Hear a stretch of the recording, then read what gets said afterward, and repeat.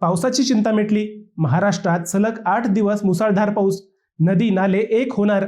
Panjabrao duck यांचा नवा अंदाज. शेतकऱ्यांनो, पावसाची वाट पाहून थकला आहात?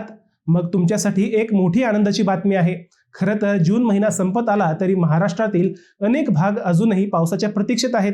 मान्सून राज्यात दाखल झाला खरा, पण त्याची वाटचाल अचानक मंदावल्याने अनेक जिल्ह्यांमध्ये पेरण्या खोळंबल्या आहेत. मात्र आता भारतीय हवामान विभागासोबतच हवामान अभ्यासक पंजाबराव डक यांनीही दिलासादायक अंदाज व्यक्त केला आहे. त्यांच्या मते 21 जून पासून 30 जून पर्यंत राज्यात जोरदार पावसाची शक्यता आहे.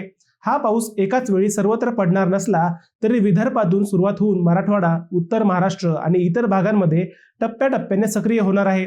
डक यांनी शेतकऱ्यांना महत्त्वाचा सल्लाही दिला आहे. जमिनीत पुरेशी ओल नसताना पेरणीची घाई करू नका. शेतातील ओल व्यवस्थित तपासूनच पेरणीचा निर्णय घ्या. तसेच यंदा दुष्काळाची भीती नसून परतीचा पाऊसही चांगला होईल असा विश्वास सुद्धा त्यांनी व्यक्त केला आहे. तर मग मंडळी, तुमच्या भागात पाऊस सुरू झालाय का? कमेंटमध्ये नक्की सांगा.